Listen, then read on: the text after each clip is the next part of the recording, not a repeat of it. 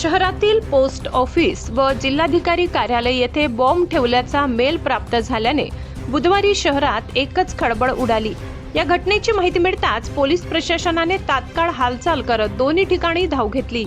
Police दलासह bomb शोधक पथकाने घटनास्थळी पोहोचून संपूर्ण परिसराची सखोल तपासणी केली।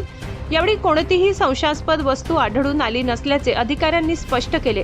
खबरदारीचा उपाय म्हणून पोस्ट ऑफिस व जिल्हाधिकारी कार्यालयातील सर्व कर्मचाऱ्यांना व नागरिकांना बाहेर काढून परिसर रिकामा करण्यात आला होता।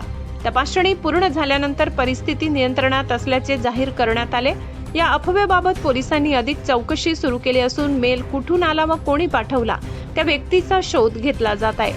दरम्यान पोलीस प्रशासनाने नागरिकांना आवाहन केले आहे की अशा प्रकारच्या अफवांवर विश्वास ठेवू नये, तसेच कोणतीही अप्रमाणित माहिती पुढे पाठवू नये। अफवा पसरविणे हा कायद्यानुसार गुन्हा असून संबंधितांवर कडक कारवाई केली जाईल असा इशाराही देण्यात आला।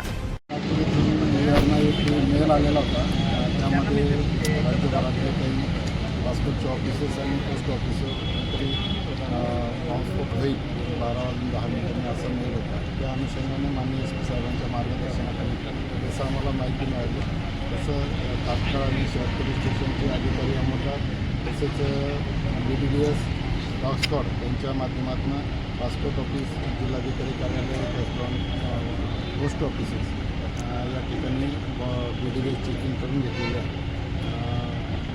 जे कर्मचारी अधिकारी त्या कार्यालयात हजर होते त्यांना बाहेर काढून सगळी तपासणी करून त्या ठिकाणी कुठलाही असा अनुचित प्रकार न याबाबत सगळी दक्षता घेत आहोत। दिवसभरसुद्धा आम्ही जे लोक या कार्यालयामध्ये येतील कामासाठी त्यांची सुद्धा चेकिंग आम्ही करणार। त्याबाबत माननीय SP साहेबांनी